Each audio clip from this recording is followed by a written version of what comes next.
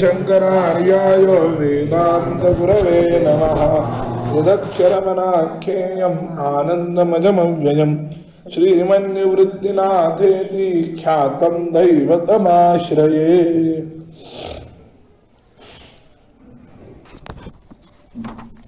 कैसी स्वसुखाची आळुकी जे दोन्हीपणे मिळून एकी नेदतीची कौतुकी एकपणा फुटो.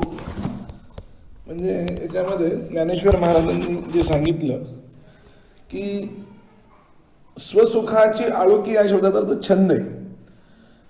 स्वसुखाचा एवढा छंद आहे जीवाला म्हणा ब्रह्म्याला म्हणा की ते मायेपासून किंवा ह्या आपल्या ब्रह्म्यापासून इतर माया किंवा जीव कोणी असो हे आपलं एकपण फुटू देत नाही. म्हणजे ते प्रयत्नपूर्वक आपलं एकपण टिकवतात असा त्या कालच्या ओवीचा अर्थ आहे. म्हणजे द्वैत मध्ये सुख नाही आहे तर अद्वैतात सुख आहे. आणि यातून काय सांगतात वस्तुतः हे एकपण ब्रह्म्याचं आणि जीवाचं जे एकपण आहे ते वस्तुतः नित्य आहे. ते टिकवावं असं काही नाही आहे, ते टिकलेलंच आहे. पण भ्रमानं ते टिकलं नाही असं आपल्याला वाटतं ना. भ्रम आपल्याला झालेला आहे आणि त्यामुळे आपल्याला असं वाटतं की आपण ब्रह्म्यापासून वेगळे आहोत. तर खरी स्थिती अशी आहे की जीवाला स्वसुख प्राप्त करून घेण्यासाठीच ब्रह्माशी आपलं जे एकपण आहे ते ही माया तुटू देत नाही असं ते म्हणणे. ही काय केली एक प्रकारची मायेच्या बाबतीमध्ये केलेली ही एक प्रकारची उत्प्रेक्षा आहे. माया का ब्रह्मापासून वेगळी होत नाही असा जो कोणी प्रश्न विचारला तर त्या प्रश्नाला उत्तर या पद्धतीने दिलं की जीवाला स्वसुखाची प्राप्ती व्हावी म्हणून कौतुकानं ते आपलं एकपण तुटू देत नाही असा ती कल्पना आहे. उत्प्रेक्षा म्हणजे काय एखादी गोष्ट मुळात असते त्या गोष्टीवरून केलेली कल्पना त्याला उत्प्रेक्षा म्हणायचा. हा अलंकार आहे साहित्यशास्त्राचा उत्प्रेक्षा नावाचा अलंकार आहे. तर मुळात कसं असतं की कवी लोक असं फार वापर करतात की परोपकाराय फलंती वृक्षाः परोपकाराय दुहंती गावाः परोपकाराय वहंती नद्याः परोपकाराय सताम विभूतयः असं एक संस्कृत सुभाषित आहे. आता यात काय आहे की मूळ सिद्धांत तर आहेच आहे ना. झाडं फळ देतातच, गाई दूध देतातच आणि नद्या वाहतातच की. हे वस्तुता जर तसा विचार केला तर एक प्रकारे ते निसर्ग आहे. पण कवीला इथं असं वाटलं या संस्कृत सुभाषितामधल्या कवीला असं वाटलं की नाही हे सगळं परोपकारासाठी ते करतात. आता ही परोपकाराची जी कल्पना आहे ही झाली उत्प्रेक्षा. आहे तेच वेगळ्या पद्धतीनं आणि वेगळे कारण सांगायचं. किंवा एक फार गंमतशीर संस्कृत सुभाषित आहे की कमले कमला शेते हरिष्येते हिमालय हरिष्येते आपला हरष्येते हिमालय कमले कमला शेते हरष्येते हिमालये क्षीराब्धौच हरिष्येते मन्ने मत्कुळ शंकया. गंमत ही या गंमतीमध्ये काय कल्पना केली या उत्प्रेक्षा कशा असते त्यासाठी उदाहरण देतोय मी वाक्याने. आता लक्ष्मी कमलावर राहते, शंकर कैलास पर्वतावर राहतात, विष्णू क्षीरसागरावर राहतात. यापैकी कोणी पृथ्वीवर राहत नाही. कशामुळं? पृथ्वीवर ढेकणाचा त्रास खूप झाला म्हणून म्हणणे मत्कुळे शंकया असं एक. म्हणजे आता यातला राहणं तर सिद्ध आहे काय तर ती कल्पना नाही केली. का राहत असेल याची कल्पना करताना मत्कुणाची शंका त्यांनी घेतली. मत्कुण म्हणजे ढेकुण अशा काही कल्पना आहेत. काही वेळा कवी लोक अशा वेगवेगळ्या कल्पना करतात. तसंच ज्ञानेश्वर महाराजांनी माया ही ब्रह्मापासून भिन्न का नाही होत ते सांगण्याचं वस्तुतः सिद्धांत आहे. यामध्ये वस्तुतः ब्रह्मसुखाची व्यापकता अपरिच्छिन्नता अद्वितीयता हे वस्तुतः स्वाभाविक आहे. त्यात काही हे नाही. पण स्वाभाविक असलेल्या गोष्टीला एक उत्प्रेक्षा कवी हृदयानं ज्ञानेश्वर महाराज मोठे कवी पण आहेत ना. सिद्धांताला त्यांनी कवी हृदयाने सांगितलं की हा मायेचा छंद आहे, तो एक पण तुटू न देणं, काय जीव ब्रह्म ऐक्य टिकवण्याचा जे आहे तो मायेचा छंद आहे. नाही, जीवाला ते सुख प्राप्त हो, ब्रह्मसुख, कारण अन्यत्र कुठेही सुख नाही संसारामध्ये, अन्यत्र कुठेही सुख नाही, पण इथं ब्रह्मसुखामध्ये सगळं सुख आहे. तर ब्रह्मसुख जीवाला प्राप्त व्हावं म्हणून मायेचा आणि त्याचा अभेद आहे, एक पण आहे, द्वैत नाहीये. इथे यांनी एक वेगळं उदाहरण दिले, महाराजांनी उत्प्रेक्षा केली. ते कसं केलंय, रावणस्यापि रामास तो भित्वा हृदय माशुकः विवेश भूमाख्यातम उरगेभ्य इव प्रियम. म्हणजे इथं ते उत्प्रेक्षित एक उदाहरण शंकर महाराजांनी राम रावणाच्या युद्धातलं दिले. राम रावणाच्या युद्धामध्ये भगवंताचे, रावणाने जसे बाण टाकले रामावर, तसे भगवान रामांनी सुद्धा बाण टाकले. आता रामाच्या बाणाचा वेगच असा होता की त्या वेगानं रावणाची छाती तोडली आणि तिथून तो सरळ निघून त्या वेगानं तो खाली जमिनीत गेला. आता तो बाण जमिनीत जाणं हे साहजिक आहे वेगाच्या ह्याच्यानं, पण त्याच्यावर या कवीनं अशी कल्पना केली की तो बाण खाली का गेला, तर रावण मेला ही बातमी खालच्या पाताळ लोकातल्याला सांगावी म्हणून तो गेला. तर या ज्या कल्पना आहे या उत्प्रेक्षा, तशा उत्प्रेक्षा तुम्हाला पाहिजे असेल तर कालिदासामध्ये खूप सापडतं. कालिदासानं तर इतक्या छान उत्प्रेक्षा केल्या, तर जाऊ द्या, पण तिकडे नको द्यायला. तर ते अशी जी उत्प्रेक्षा आहे, तसं इथं त्यांनी उत्प्रेक्षा केली की म्हणजे यातून काय आहे, वस्तुतः माया आणि ब्रह्म हे एकच आहे, यात हे स्वाभाविक आहे त्यांचं ऐक्य. हे तुटू द्यायचं म्हणून मायेच्या मनात जरी आलं तरी ते तुटत नाही, हे पण तितकंच खरं आहे. म्हणजे एक वेगळा विचार जर केला आपण, मायेला असं वाटलं नाही आपण ब्रह्म्यापासून वेगळं व्हावं, तर ते वेगळं होऊच शकत नाही, कारण वेगळं होण्यासाठी अस्तित्व लागतं ना, ते अस्तित्व परतंत्र आहे ना, तिथं स्वतंत्र अस्तित्वच नाही, म्हणून ती होऊ शकत नाही. पण हा सिद्ध असलेला सिद्धांत इथं उत्प्रेक्षा रूपाने त्यांनी सांगितलं की ब्रह्मसुख नाही, तर समजा जर माया स्वतंत्र झाली तर काय होईल, तर जीवाला ब्रह्मसुख प्राप्त होणार नाही, हे एक ध्वनित करून टाक. द्वैतामध्ये सुख नाही आहे आणि माया जर पूर्ण द्वैता रूपाने राहिली तर ब्रह्म आणि मायाशी दोन पदार्थ झाल्यानंतर जीवाला स्वसुख प्राप्त होणार नाही.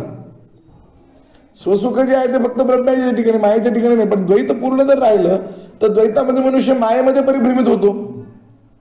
जिथं द्वैत दिसतं तिथं माया आहे, माया आहे म्हणल्यानंतर तिथं काय होतं की सुख नाही. नाल्पे सुखम, अल्पामध्ये सुख नाही. यो वै भूमा तत्सुखम, जो भूमा आहे ते सुख आहे, ते सुख स्वरूप आहे, तिथं सुख आहे. अपरिच्छिन्नामध्ये सुख आहे, परिच्छिन्नामध्ये सुख नाही आहे. एखादी गोष्ट धरून ठेवली आपण तर धरून ठेवण्यात सुख नाही आहे, सोडून देण्यात सुख आहे, त्यागात मध्ये सुख आहे, हे लक्षात ठेवा. तर धरून ठेवले म्हणजे काय केलं आपण, तिला परिच्छिन्न केलं, मर्यादित केलं. जसं तुम्हाला मी अगदी साधी एखादी गोष्ट की हा नारळ घ्या तू उभं राहा, असंच धरा, तो नारळ धरून ठेवल्यामध्ये सुख नाही आहे. तुम्हाला एक 15-20 मिनिट तुम्हाला काही वाटणार नाही, पण 15-20 मिनिटांनी अर्ध्या तासांनी तुम्हाला त्याचं दुःख व्हायला लागेल, आहे की नाही, त्या नारळाचं. म्हणजे काय त्याला धरून ठेवण्यामध्ये सुख नाहीये. सुख जे आहे ते अपरिच्छिन्न आहे, ते अपरिच्छिन्नात आहे. म्हणून द्वैत प्राप्ती जर झाली तर जीवाला ब्रह्मसुखाची प्राप्ती होणार नाही, हे व्यतिरेकानं पण सांगितलं. सुख जे आहे ते कुठं आहे, अद्वैतात आहे. सुख हे द्वैतात नाही आहे. द्वितीय अद्वै भयम भवती, द्वैतात का नाही, तर द्वितीय कोणी आला की त्याच्यापासून माणसाला भीती उत्पन्न होते, भय निर्माण होतं. कुठेही पहा, हे जे जगतामध्ये सगळे मात्सरी आहेत आणि सगळ्या ज्या मारामाऱ्या आहेत, हे सगळ्या हे द्वैत असल्यामुळे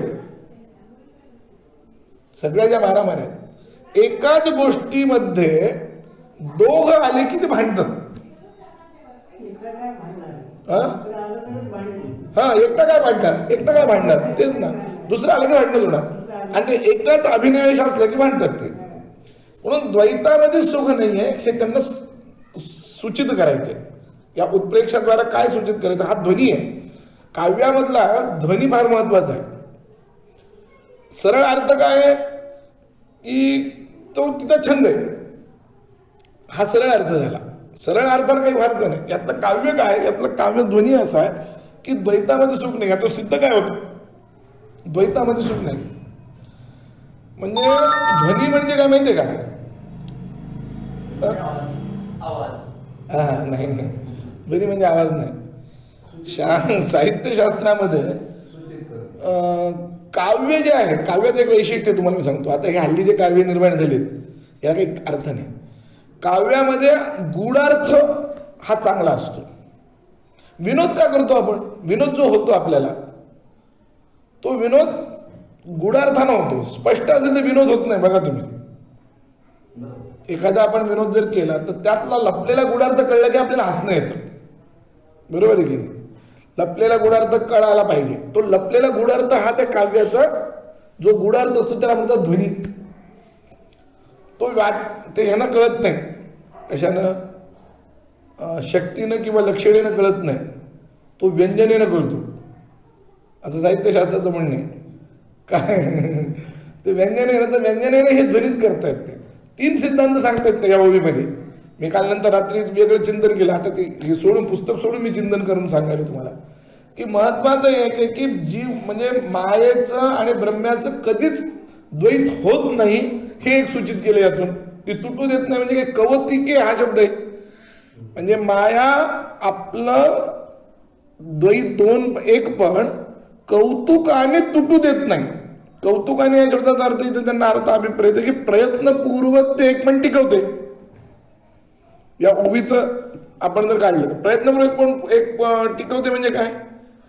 ऐक्य टिकवायचं म्हणजे प्रयत्नपूर्वक टिकवते या शब्दाचा ते कधीच होत नाही हे त्यातलं ध्वनीत करायचंय आपलं द्वैत. म्हणून मायेचं आणि ब्रह्माचं कधी द्वैत नाही. समजा द्वैत असेल तर काय होईल? तर द्वैत जीवाला सुख प्राप्त होणार नाही. म्हणजे याचा अर्थ अर्थातच अद्वैतामध्ये सुख. हे 3 गोष्टी या ओवीनं सांगितल्या. माया म्हणजे याचा अर्थ अंततोगत्वा माया आणि ब्रह्म एक आहे. म्हणजे जे प्रश्न आपल्याला नेहमी पडतात ते भिन्न आहे का अभिन्न आहे, भिन्ना भिन्न आहे, सत आहे का असत आहे, का सदसत विलक्षण आहे, सदसत आहे वगैरे, हे जे प्रश्न पडतात या सगळ्या प्रश्नाचं उत्तर एक प्रकारे ज्ञानोबा माऊलींनी या ओवीमध्ये अशा प्रकारे दिले की माया आणि ब्रह्म यांचा अभेदच आहे, त्यांचं ऐक्यच आहे. फक्त ते ऐक्य मुख्य नाही आहे, गौण ऐक्य. हे पण लक्षात कशी नाण्याची दुसरी बाजू एकच आहे, पण नाण्याची दुसरी बाजू या बाजून त्या बाजू असं म्हणलं नाही नाही तसं नाही. दुसरी बाजू म्हणलं म्हणजे काय? नाणं एकच आहे पण त्याची दुसरी बाजू. नाही ते दुसरी बाजू म्हणजे मुख्यच बाजू आहे ना ती. आपण मुख्य बाजू समजा आपण घेतली तर दुसरी बाजू नेमकी त्याला मुख्य करून कसं ठरवणार तुम्ही? हा ते तो दृष्टांत नाही पडत. ब्रह्म्याचं म्हणजे जीवाचं कसं आहे आपलं मायेचं आणि ब्रह्म आणि जीव यांचं ऐक्य मुख्य आहे. म्हणजे कसं मुख्य आहे? तर जीव म्हणजे ब्रह्म, ब्रह्म म्हणजे जीव आहे. हे ऐक्य मुख्य झालं. जसं एखाद्या घरामध्ये आपल्या घरामध्ये आपला अनुभव असा आहे की एकच पुरुष असतो. तो पत्नी सापेक्षाने पती असेल, मुलांच्या सापेक्षाने जनक असेल, त्याच्या वडिलांच्या सापेक्षाने तो पुत्र असेल, अन्य कोणाच्या सापेक्षाने भ्राता असेल, मग शिष्याच्या सापेक्षाने अध्यापक वगैरे असेल. आता इथे काय बदललं? व्यक्ती नाही बदलली. हे मुख्य अभेद. आपण असं म्हणू शकतो की हिचा जो नवरा आहे तोच ह्याचा भाऊ आहे असं म्हणतो की नाही? हे ऐक्य झालं. म्हणजे याच्यामध्ये या दृष्टांतामध्ये तुम्ही लक्ष द्या की दुसरं कोणता एखादा पदार्थ आणून मिसळत नाही आपण त्याच्यात. म्हणून हे मुख्य ऐक्य. अभेद म्हणतात तो, याला अभेद म्हणतात. मग तसं जो ब्रह्म आहे तो जीव म्हणवला जातो, तोच जीव आहे. म्हणजे आता जसं हिचा जो नवरा तो याचा भाऊ आहे, यामध्ये काही भेद जसा नाही आहे. फक्त भेद कशाचा आहे तर सापेक्ष दृष्टीचा आहे. नाता सापेक्षता आहे ना, प्रतियोगी भिन्न झाला म्हणून त्याच्या ठिकाणची ती वृत्ती बदलली. म्हणून पंचदशीकारांनी काय सांगितलंय की एक मूळ व्यक्ती असते आणि एक मानसिक व्यक्ती असते. त्यांनी काय सांगितलंय? एक मूळ व्यक्ती असते आणि एक मानसिक व्यक्ती. पती ही मानसिक व्यक्ती आहे, मूळ व्यक्ती तीच आहे. भ्राता ही मानसिक व्यक्ती आहे. हा आला की याच्या दृष्टीने ती मानसिक धाता व्यक्ती होते आणि ती पत्नी आली की तिच्या दृष्टीने हा पती मानसिक व्यक्ती होतो. पण मूळ व्यक्ती ते बदल पडतो का? ते बदल पडत नाही. मूळ व्यक्ती तीच आहे. म्हणून हे समजा पत्नी निवर्तली तर पतित्व गेलं की नाही? निवृत्त संबंध जाणार पतित्व गेलं. म्हणून मूळ व्यक्ती गेला का? नाही गेला. नातं गेलं. म्हणजे मूळ व्यक्ती म्हणजे मानसिक व्यक्ती गेली पण मूळ व्यक्ती राहते. कसं आहे की जो जीव आहे तो ब्रह्म आहे, जे ब्रह्म आहे ते जीव आहे. कसंही जा, मुद्दा लक्षात आला. ह्याचा भाऊ हिचा नवरा आहे किंवा हिचा नवरा ह्याचा भाऊ आहे, यामध्ये दोन व्यक्ती नाहीत, एकच व्यक्ती जशी आहे. तसं ज्याला जीव म्हणतो त्याला ब्रह्म म्हणतो, ज्याला ब्रह्म म्हणतो त्याला जीव म्हणतो. किंवा जो राधे तोच कौंते आहे, जो कौंते आहे तो राधे. दुसरा दृष्टांत जर द्यायचं झालं तर राधे आणि कौंतेमध्ये काय फरक आहे? कर्ण जो आहे, जो राधे समजतो स्वतःला तो कौंते आहे. जो बरं ज्यावेळेस तो राधे समजत होता त्यावेळेस तो कौंते होताच नव्हता, असं थोडीच आहे, तो समजत होता. तसं जीवाला ज्यावेळेस तो जीव समजतो तेव्हा तो ब्रह्म नाही आहे का? आहेच नाही, असं नाहीच आहे. म्हणजे आत्ता ब्रह्म नाही पूर्वी होता असं नाही, किंवा पुढं होईल असंही नाही. हा, हे महत्वाचं. आत्ता नाही पुढं होणार नाही असं नाही, तो तिन्ही काळ ब्रह्म आहे. मग तेच आपल्याला माहिती नाहीये. आपल्याला तेच माहिती नाही. दृष्टांत तो अगदी जशा तसा लागू पडतो. जीवाला आपण ब्रह्म हे माहित नाही. हा, आवरणामुळं काही अन्य कारण काही असं होता मुळात हे मायेमुळं जीवाला आपण ब्रह्म आहे असं माहित नाही. ती पण जीवाला सुख ब्रह्मात आहे म्हणून माया पूर्णपणे स्वतंत्र होत नाही. जर ती पूर्ण स्वतंत्र झाली तर जीव ब्रह्मापर्यंत कधी पोहोचणारच नाही. कळलं का? हे ज्ञानेश्वर महाराजांना सूचित करायचे. ती जर पूर्णपणे स्वतंत्र झाली तर जीव हा ब्रह्म्यापर्यंत जाणारच नाही. ती स्वतंत्र नसताना तर एवढं खेळ करते काय? स्वतंत्र असल्यानंतर काय करेल? कारण अघटित घटना पटी अशी, जे घडत नाही असं आपल्याला वाटतं ते घडवण्याचं सामर्थ्य तिच्यात आहे. जिथं आपला तर्क चालत नाही तिथं माया काम करूनही जाते. आपला तर्क किती चालतो असा, आपली बुद्धीच किती. म्हणून ते द्वैत. म्हणून जीव ब्रह्माचा जो अभेद आहे तो मुख्य अभेद आहे. मग मायेचा आणि ब्रह्माचा जो अभेद आहे तो मुख्य नाही. याचा अर्थ एवढाच की माया ब्रह्माला सोडून राहत नाही. या अभेदाचा अर्थ काय? माया ब्रह्माला सोडून राहत नाही. ब्रह्म कदाचित मायाला सोडून राहू शकतं, राहतं. शुद्ध चैतन्य म्हणतोच आपण त्याला. पण माया मात्र ब्रह्माला सोडून राहू शकत नाही, कारण तिला स्वतंत्र अस्तित्व नाही. पण हे त्याचं स्वतंत्र अस्तित्व नसण्याचं कारण काय? तर म्हणतात की जीवाला जी स्वसुखाची जो छंद लागलेला आहे तो पूर्णपणे टिकावा, तो मिळावा, ते स्वसुख मिळावं म्हणून आहे. म्हणून याचं तात्पर्य एवढंच आहे की द्वैतात सुख नाही हे लक्षात ठेवा तुम्ही. द्वैत जिथं जिथं निर्माण होईल त्या ठिकाणी कुठेही सुख प्राप्त होणार नाही. द्वितीय अद्वैत भयम भवती, फार चांगलं वाक्य. द्वैतात या शब्दाचं द्वित ज्ञानात असं म्हणावं. द्वितीयाद्वैत भयम भवती या शब्दाचा अर्थ काय? द्वितीय ज्ञानात भयम भवती. द्वैताचं ज्ञान महत्वाचं आहे. सुषुप्ती अवस्थेमध्ये आपण गेलो तेव्हा द्वैत असतंच की, बाजूला आपल्या चार माणसं झोपलेले असतातच की. पण सुषुप्ती अवस्थेमध्ये ज्ञान नसतं आपल्याला द्वैताचं, म्हणून काही जग थोडी बाधित झालेलं असतं, ज्ञान नसतं. पण सुख आहे की नाही तिथं? सुषुप्ती अवस्थेत का सुख आहे? कारण सुषुप्ती अवस्थेमध्ये प्रमातृत्व नाहीये. प्रमातृत्व नसल्यामुळं प्रमाणांची प्रवृत्ती उत्पन्न होत नाही. प्रमातृत्व अनुपत्तो प्रमाण प्रवृत्ती अनुपत्ते हे असं वाक्य. त्याचा अर्थ काय? सुषुप्ती अवस्थेमध्ये मी प्रमाता आहे, मी अज्ञानी आहे, मी ज्ञानी आहे, मी ब्राह्मण आहे, मी क्षत्रिय आहे असा कुठलाही अभिमान, मी मोठा आहे, जाड आहे, मी विद्वान आहे, मी मूर्ख आहे, मी आंधळा आहे, मी बहिरा आहे, असा कुठलाही अनुभव सुषुप्ती अवस्थेमध्ये नसतो. सुषुप्ती अवस्थेत शरीराला जरी काही केलं तरी हे माझं शरीर आहे हाही अनुभव अभिमान नसतो. तेव्हा त्या शरीराला हलवलं तरी असं तरी होत नाही, काही होत नाही. मग तिथं अभिमान नाही. याचा अर्थ बाह्य जगत द्वैताची पूर्ण निवृत्ती झाली असा अर्थ नाही, पण द्वैताचा ज्ञानाचा अभाव आहे. मोक्ष अवस्थेत द्वैताची निवृत्ती आहे, पण इथं तसं नाही ना. किती वेळा निवडते गाढ नेम झोपायचं किती हलल तर उठत नाही. सुषुप्ती अवस्था म्हणजे गाढ झोप. नुसतं झोप म्हणजे सुषुप्ती अवस्था नाही. गाढ झोपेमध्ये तुम्ही किती हलवा की अर्धा तसे उठत नाही. तुम्ही पहा देहाचं तादात्म्य सुटलेलं असतं, देह सोडूनच गेलेलं असतं ते. कळलं का? देह सोडून गेलेलंच असतं शेवट. तर तिथं द्वैत ज्ञान नसतं. का सुख आहे सुषुप्ती अवस्थेमध्ये? याचं उदाहरण जर बघायचं असलं, सुषुप्ती अवस्थेत द्वैत ज्ञान नाही आहे म्हणून सुख आहे. जागृत अवस्थेत स्वप्नावस्थेत सुख नाही आहे तर तिथं द्वैत ज्ञान आहे दोन्हीकडे म्हणून सुख नाही. म्हणून सुखाची व्याप्ती जर पाहिजे असेल, सुख प्राप्त करायचं जर असेल तर ते हे करते की जिथं जिथं द्वैत ज्ञानाभाव आहे तिथं तिथं सुख प्राप्ती आहे.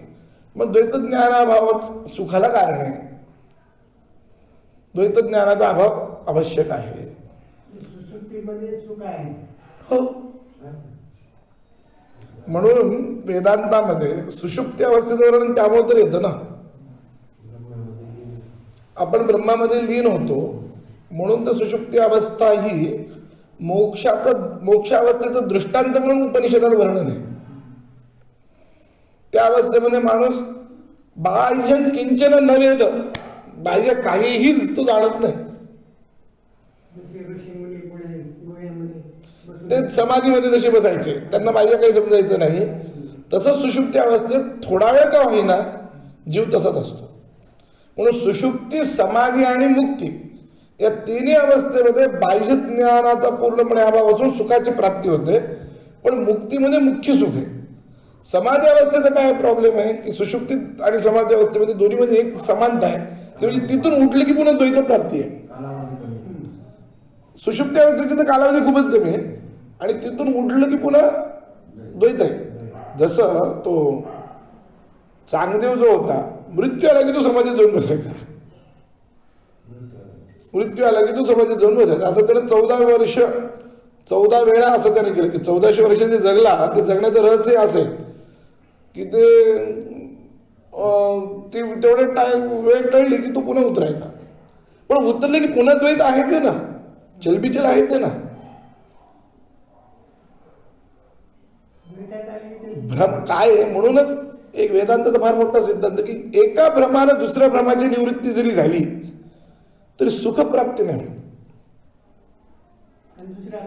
तो भ्रमच आहे ना, दुसरे भ्रम आहे, तोही भ्रमच आहे. म्हणजे अविद्या अनुवर्तीत राहतेच आहे की नाही, म्हणून सुख नाही. म्हणून भ्रमाची निवृत्ती ही अधिष्ठान साक्षात्कारानंच व्हावी, जी की मोक्षावस्थेमध्ये दिसते, समाधी अवस्थेत सुषुप्ती अवस्थेमध्ये नसतं. दोन्हीकडे सूक्ष्म का होईना उपाधीचा संचार आहे. समाधी अवस्थेतून तो योगी उतरला की त्याला हे सगळं द्वैत जाणवायला लागतं. मग त्याला आपल्यासारखं खाणं पिणं वगैरे सगळं असतं. योगी असल्यामुळे काय झालं, भूक लागतेच की त्याला, भूक लागते, त्यालाही कष्ट आहेतच. योगाच्या अवस्थेनं काय फार तो काही वेळ जास्त करेल, आपल्यापेक्षा त्याचा स्टॅमिना जास्त राहील. पण याचा अर्थ त्याला भूक लागत नाही, त्याला थकवा येत नाही असं होत नाही. म्हणजे हे काय आहे, भूक लागणे, थकवा येणे, हे काय आहे? हे दुःखच आहे ना, दुःखच आहे. म्हणून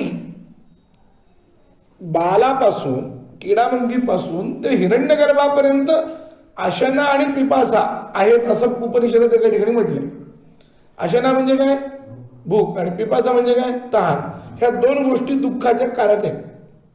दुःखच आहे त्या, म्हणजे या दोन गोष्टी आहेत या शब्दात तर सगळं दुःख यांना असं त्याचा अर्थ आहे.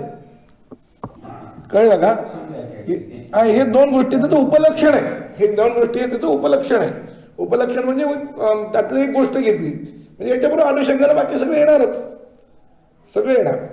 म्हणून हिरण्यगर्भांता जी स्थिती आहे त्या हिरण्यगर्भांता स्थितीमध्ये अशना आणि पिपासा आहे.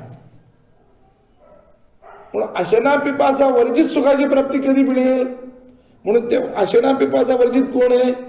अशनाया व्यतीतम अपेतम असं म्हटलंय.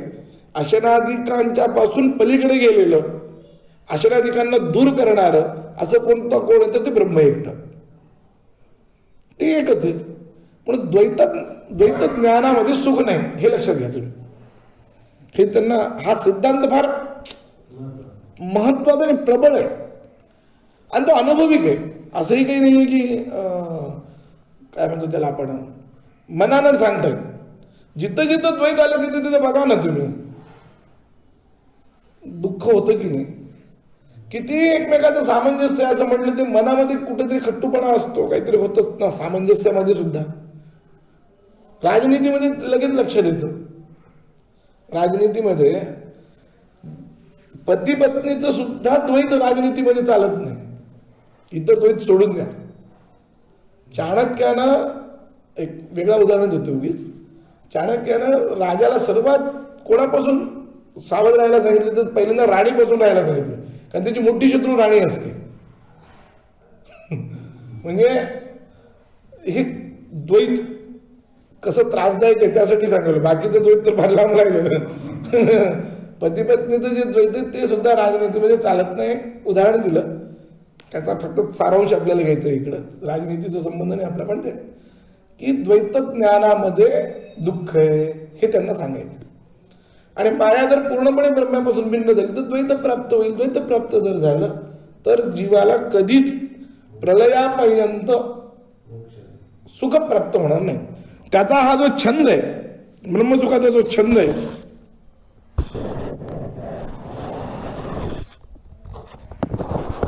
तर हा छंद याला प्राप्त व्हावा जीवाला.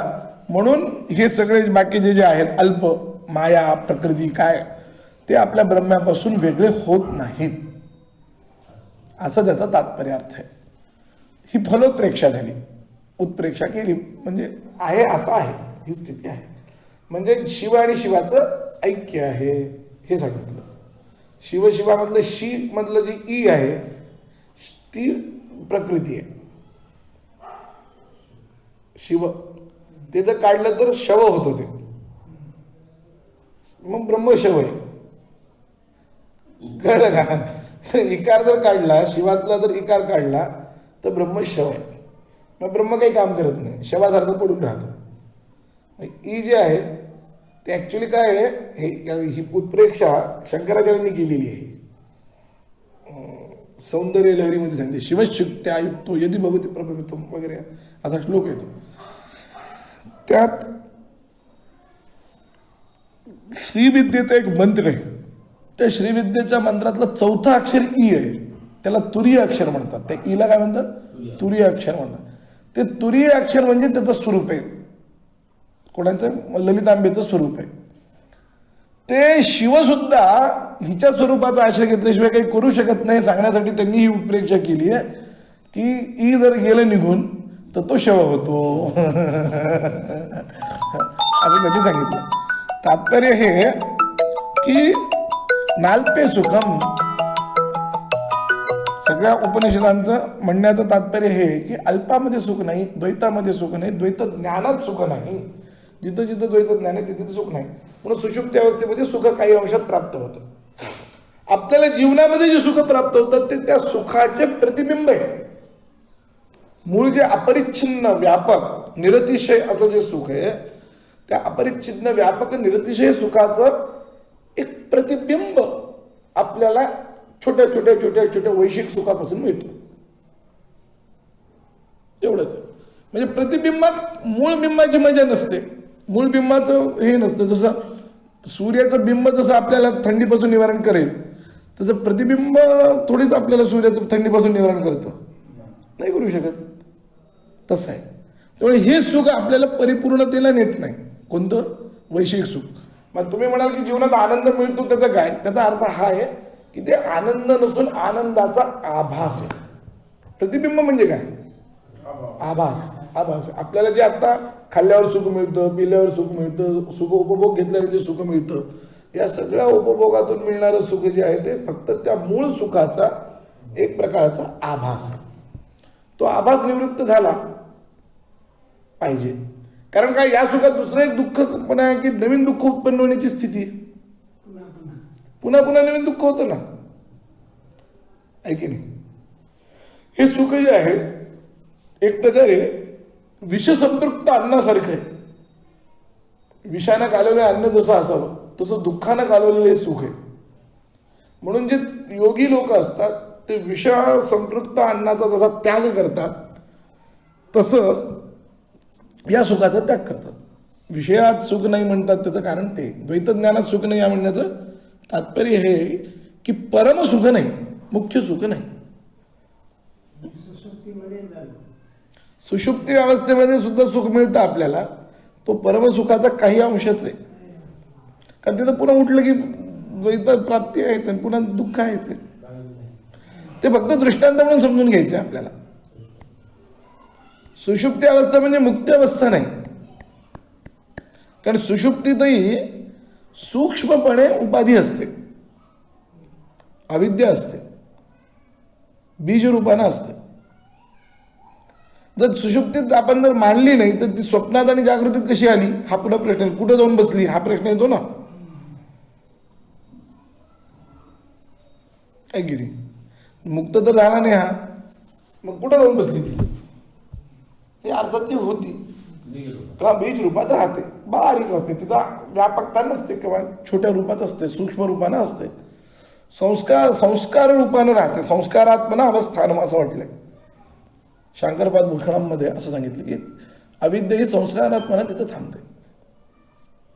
थांबवतो. पहिला आठवतं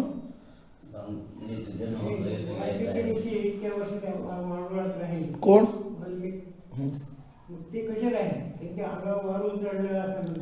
तर देह तादात्म्य सुटून ते ब्रह्माशी एक झाले. ते म्हणजे ती एक प्रकारे समाधी अवस्था प्राप्त झाली त्यांना. अनेक वर्षांच्या प्रयासानं झालं असेल ते लगेच. ते नामस्मरणाच्या प्रभावानं त्यांची समाधी अवस्था लागली. हो, समाधी अवस्थेत जर गेलं तर कैक वर्ष जीवन चालतं. आजही हिमालयामध्ये अनेक वर्षाचे योगी आजही.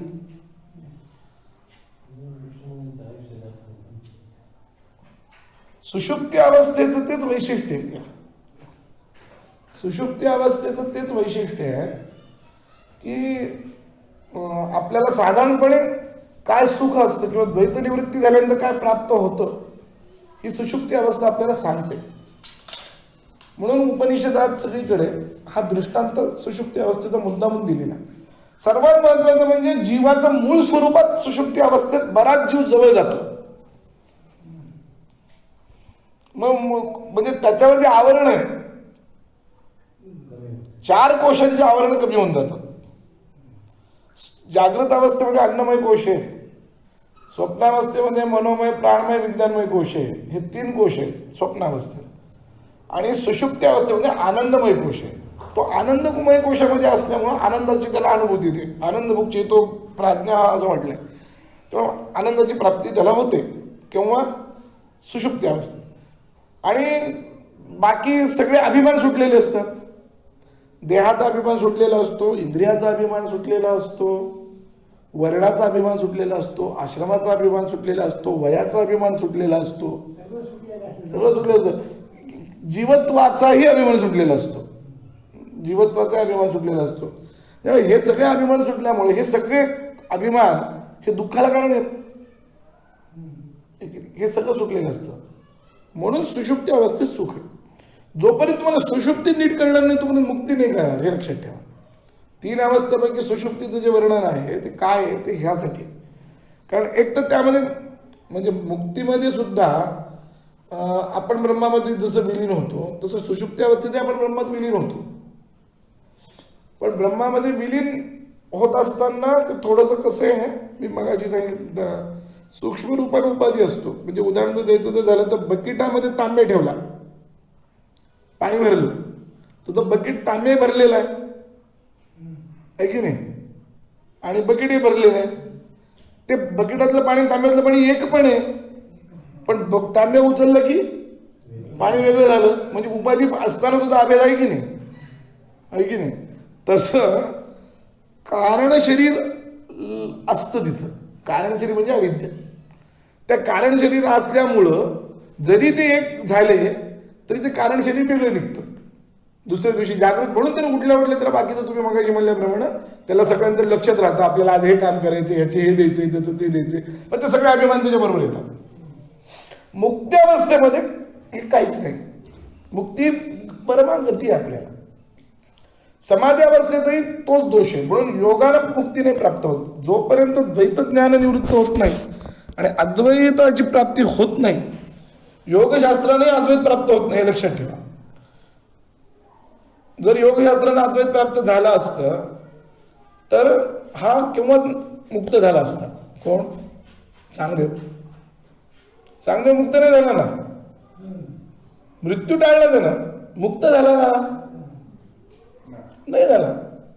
त्याचं तत्पदार्थ शोधन झालं होतं, त्वम पदार्थ शोधन राहिलं होतं. आपलं त्वम पदार्थ शोधन झालं होतं, तत्पदार्थ शोधन राहिलं होतं. त्याची एवढी अवस्था झाली होती, त्वम पदार्थाचं सगळं शोधन झालं होतं, म्हणजे पापाचा वगैरे अभाव झाला होता. तत्पदार्थ माहीत कळलं नव्हतं त्याला, ब्रह्म कळलं नव्हतं. ब्रह्म कळल्याशिवाय मुक्तीच नाही. आणि योगानं तुम्ही किती वरच्या अवस्थेत जरी गेलात तरी ब्रह्म कळलं असा त्याचा अर्थ होत नाही. ब्रह्म कळणं ही एक वेगळीच प्रक्रिया आहे. आणि ब्रह्म जर कळलं तर असे किती जण आहेत की त्यांची समाधी लागू न लागू त्यांना ब्रह्म कळलेलं आहे. नाही, ते त्याच्या एकंदरीत कार्यावरून ओळखायचं. त्या एरवी जीवनमुक्ताचं आणि आपलं काहीही कळत नाही. तोही आपल्यासारखाच राहतो, त्यालाही भूक लागते, त्याच्या अंगावर कोणी धावून आलं तर तोही मारायला उठतो, ते कळत नाही. जवळ बसून गीतेनं सांगितलेले सगळे लक्षणं पाहिजे. कोणते? मान अपमानात कशी स्थिती आहे ह्याची, मानापमानाची स्थिती काय आहे, हे सगळं जवळून पाहिजे. द्वंद्व जे आहेत, मान अपमान, शीत उष्ण, सुख दुःख, हे जे आहे यांची या स्थितीमध्ये हा कसा राहतो. आता मगाशी उत्प्रेक्षा जशी झाली तशी एक उत्प्रेक्षा अशी आहे की संस्कृत सुभाषित एक छान आहे, उदय सविता रक्तो रक्तश्चास्त समय तथा संपत्तौच विपत्तौच महताम एक रूपता. की सूर्य अस्ताला जातानाही लाल असतो आणि उदयाला येतानाही लाल असतो की नाही. तर कवीला असं वाटतं की त्याच्यावरून कवी असं सांगतो की अशी स्थिती सज्जनांची, संपत्तीमध्ये ते समान आहेत, विपत्तीमध्ये समान आहे. लालिमा दोन्हीकडे सुटला नाही. अस्ताला चालला म्हणून लालिमा सुटला नाही, उदयाला आला म्हणून लालिमा सुटला नाही, लालिमा आहेच. तसं ही स्थिती असली पाहिजे. हे जीवनमुक्ताचं. बाकी एरवी जीवनमुक्त कसं आहे हे जर तुम्हाला त्याला कळू द्यायचं नसेल तर तो तुम्हाला कळूही देत नाही. तुम्हाला मी सांगतो, कळूही देत नाही. त्याच्या मनात जर आलं तर तो तुम्हाला कळूही देत नाही की याची अवस्था काय. मी मागे एक उदाहरण दिलं होतं बघा, मला लक्षात गेलं माहीत नाही तुम्हाला, की यांनी दिलेलं उदाहरण आहे अखंडानंदांनी.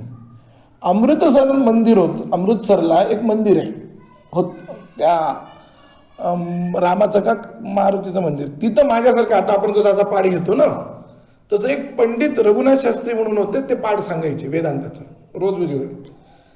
त्या मंदिराच्या बाहेर भिकारी बसतात, तसा एक भिकारी कायम बसलेला असायचा. काही वर्षाचं, म्हणजे जवळपास 4-5 वर्ष तरी तो तिथं होता भिकारी. यांचा पाठ रोज चालायचा, तो तिथं बसून ऐकायचा, आल्या गेल्यांनी काही टाकलं तर खायचा वगैरे. आता भिकारी म्हणून कोणाच्या लक्षात येणार नाही त्याची अवस्था काय, तो कुठल्या अवस्थेला पोहोचलेला कोणालाच माहीत नव्हतं. एक दिवशी अद्वैत सिद्धी नावाचा ग्रंथ पंडित रघुनाथ शास्त्री सांगू लागले, अद्वैत सिद्धी फार अवघड आहे. आजही भारतामध्ये 7-8 लोक असतील जे अद्वैत सिद्धी निर्भ्रांतरित्या शिकू शकतील आज, अशी अवस्था आहे. तो अद्वैत सिद्धीचा ग्रंथ सांगत असताना तिथली ओवी पंक्ती ती त्यांना नीट सांगता येईना झाली. त्यांनी खूप प्रयत्न केला, त्यांना सांगता येईना झाली, चुकीचं सांगू लागले. ते त्याला राहवलं नाही, त्या भिकाऱ्याला. तो घरात आत आला मंदिरात, त्यानं नमस्कार केला आणि त्यानं ती पंक्ती सांगितली. म्हणजे तो केवढा विद्वान होता. अद्वैत सिद्धी सारखा ग्रंथ पचून तो त्या अवस्थेत गेलेला होता, हे लक्षात ठेवा. घातलं मानत होतं. हा, आणि लगेच लोकांना एवढा लोक एकदम आश्चर्यचकित झाले. हे चर्चा झाली गावामध्ये सगळीकडे, पटपट पटपट चर्चा झाली. त्या काळचं अमृतसर लहानच असेल ना. ही घटना साधारणपणे 1930-40ची सांगायली मी तुम्हाला, स्वतंत्र भारतापूर्वीची गोष्ट सांगायली मी तुम्हाला. त्यांनी सांगितलेली घटना आहे ती. हे लोक झूम चढत नमस्काराला, ते त्यांना होऊ दिलं ते सगळं. आणि रात्री तो कुठं काय झालं पुन्हा कोणाला कळलं नाही, कोणाच लक्षात आलं पुन्हा नाही. जीवनमुक्त काही काही अशी पण असतं. तर ते जीवनमुक्त ओळखणं, त्याला ब्रह्मप्राप्त झालंय हे ओळखण्याचं काहीच नाही. तुम्ही म्हणून समर्थ सर्वात स्पष्टपणे समर्थांनी सांगितलंय इतकं. समर्थांनी तर आपला गुरु किती मोठा आहे सांगत असताना समर्थांनी ज्ञानेश्वरांना सोडलं नाही, स्वतःलाही सोडलं नाही. समर्थांनी केलेले जे चमत्कार आहेत त्या चमत्काराचं वर्णन समर्थांनी केलंय. की काही लोक म्हणतात की प्रेताला उठवलं म्हणून तो आमचा गुरु मोठा आहे. काही जण म्हणतात की भिंतीला चालवलं. प्रेत उठवणे भिंतीला चालवणे हे ज्ञानेश्वरांना लागू पडतं आणि स्वतःला लागू पडतं ना. यांनी पण प्रेताला उठवले, पण ते म्हणले यामुळे मोठं नाही. ते प्रेताला उठवणं भिंतीला चालवणं यामुळे ते मोठं नाही, तो गुरुच नाही म्हणतात ते. हे चमत्कार करणारा असा जर कोणी एखादा असेल तर तो गुरुच नाही म्हणतात. याचं मोठेपण, ज्ञानेश्वरांचं मोठेपण कशात आहे, ते त्यांनी ब्रह्म जे अनुभवलं त्यात. ब्रह्मानुभूती महत्वाची. ह्या सगळ्या गोष्टी मंत्रसिद्धीनं योगसिद्धीनं प्राप्त जरी झाल्या तरी सुद्धा ते प्राप्त होईल असं नाही. म्हणून मुक्ती मिळणं फार कठीण, माहितीये का. देव प्राप्त होतो, मुक्ती नाही प्राप्त होत. अजून एक तुम्हाला गंमत सांगतो तुम्हाला. अजून एक द्वैत प्राप्त होईल, देवाचं दर्शन होईल. पण देवाचं दर्शन झालं म्हणून सुद्धा तो माणूस फार मोठा असं होत. म्हणजे मोठा या शब्दाचा अर्थ या अपेक्षेने बोलेलो मी. कोणत्या ज्ञानेश्वर महाराजांनी आता जे सांगितलं त्या अपेक्षेने बोलेलो. मुक्त होईल असं नाही. दुर्योधनाला देव दिसला नव्हता का, जसं अर्जुनाला दिसलं दुर्योधन, मग काय दुर्योधन काय मोठा झाला का. काही प्रारब्धानं त्याला कदाचित देव प्राप्तही होईल, कळलं का. काही प्रारब्ध असं असतं ना की त्या प्रारब्धामुळं त्याला त्या प्रारब्धानं समजा कोणी चांगला माणूस भेटला त्याच्या सहवासाने यालाही प्राप्त होऊन जाईल, ते भेटेल, पण तो मुक्त होत नाही. जीवाचं त्याच्यात कल्याण नाही. म्हणून देवदर्शन करायचं की नाही याचं उत्तर काय. याचं उत्तर एवढंच आहे की काही अवस्थेत, सुरुवातीच्या अवस्थेला सगुण दर्शन आवश्यक आहे, पण ती पायरी एक आहे, ती अंतिम नाही. एवढंच तात्पर्य लक्षात घेतात. याचा अर्थ हे सगळं खोटं चुकी असं नाही अर्थ. योगसिद्धी म्हणजे ही काय, एक पायरी आहे. या पायरी चाल, पण या पायरीत जर तुम्ही अडकून पडला तर तुम्हाला काय होईल, फिरावं लागेल. तर ह्यांना तसं सांगितलं होतं सत्यसाई बाबा, परमाचार्यांनी सांगितलं. सत्यसाई बाबांना ते जन्मता ते हे करत होते, काही सिद्धी करत होते. त्यांनी आपल्या काही सिद्धी दाखवल्या होत्या. एखादं गाडी बंद पडली तर ते लहान होते त्यावेळेस वयानं, एवढा मोठा दगड घेतल्यानंतर गाडीवर मारलं, ती गाडी सुरू झाली. ते लोकांनी लगेच त्यांचा जय जयकार वगैरे केला. त्यांना परमाचार्यांकडे त्यांना नेलं. ते कुठली वस्तू हलवायची, परमाचार्यांनी कशी आपली डबी आपल्या हातात ठेवली होती, हलव म्हणली, त्याला हलवता नाही आली. परमाचार्याने सांगितलं हे तुला मागच्या जन्माच्या अनेक साधनेने मिळाले, टिकून ठेव. हे जर वाया घालवलं तर तू मुक्त नाही होणार. मुक्तीला हे सगळं बाधक आहे. तुम्हाला ज्ञानेश्वरी जर तुम्ही वाचली तर लक्षात येईल. 6वा अध्याय, 6व्या अध्यायामध्ये योगाचं वर्णन आहे. आणि योग सिद्धीत अडकल्यानंतर काय होतं ते सांगितलं. योग सिद्धीत जर माणूस अडकला सिद्धीमध्ये तर त्या माणसाची मुक्ती थांबते. म्हणून आलेल्या सिद्धी सगळ्याच्या सगळ्या नाही उपयोगच करायचे नाही, उपयोगच करायचे नाही, वापस करायचे. टेंबे स्वामींनी पूर्ण आयुष्यामध्ये 2दा सिद्धीचा फक्त वापर केला, स्वतः त्यांनी सांगितलं 2दा, बाकी एरवी नाही. टेंबे स्वामींनी जो हे केला, कारण सिद्धीचा वापर केला तर ते त्याला म्हणजे ह्यांच्या भाषेत जर बोलायचं म्हणलं तर ते त्याला हे स्वामी समर्थ फारच भयंकर शब्द वापरत होते. रांडच म्हणायचे त्याला ते. त्या नांदेडकर महाराजांनी त्यांनी सांगितलं होतं की तू ते रणकी छोड दो बोलले. रणकी म्हणजे सिद्धी. तर त्याच्यामध्ये काय होतं की माणसाला महंती प्राप्त होते, मोठेपणा प्राप्त होते. आणि त्याच्यात द्वैतच आहे ना, प्रसिद्धी महंती मोठेपणा द्वैतच आहे ना. द्वैत आलं की नष्ट झालं. तुम्ही कुठल्या अवस्थेत असाल, तुम्ही द्वैतात आलात की तुम्हाला दुःख हे लक्षात ठेवा. मग परमात्मा असलं तरी परमात्म्याला सुद्धा परमात्म्याला द्वैतात येईल तर त्यालाही दुःख प्राप्त होईल. मानेल ना मानेल हा भाग वेगळा. रामाला भूक लागत नव्हती का? लागतच होती ना. काय रामा म्हणून ज्या वस्तू आला त्याला भूक लागली की नाही लागली, म्हणजे दुःख आलं की नाही. अशना आणि पिपासा ह्या दोन गोष्टी ज्या आहेत हे दुःखचं उदाहरण उपनिषदकारांनी दिले. अशना पिपासा या दोघांची प्राप्ती झाली म्हणजे द्वैत प्राप्त झालं. आणि स्थावरात हिरण्यगर्भांत जी सृष्टी आहे, जी किडामुंगीपासून हिरण्यगर्भापर्यंत सगळे देव देवता वगैरे सगळे त्या अशना पिपासामध्ये अडकले असं उपनिषदकारांचं म्हणणं. म्हणून तदैव ब्रह्मत्वम विद्धी नेदं यदिदम उपासते. म्हणून हे ब्रह्मच नाही, हे सगळं जे आहे ना हे ब्रह्मच नाही. नेदम यदिदम उपासते. तर ब्रह्म कोणतं? ज्याच्यामुळे हे सगळं चाललंय ते ब्रह्म आहे. आणि ते समजून घेतलं पाहिजे. आणि ते मिळावं म्हणून द्वैत होऊ देत नाही मायात, असं ज्ञानेश्वर महाराज म्हणतात. तुटो ने देती जे म्हणणं आहे की आपलं एक पण जे कौतिके ने देती तुटो पण तुटो ते कौतुका म्हणजे प्रयत्नपूर्वक ती तुटू देत नाही. थांबतो.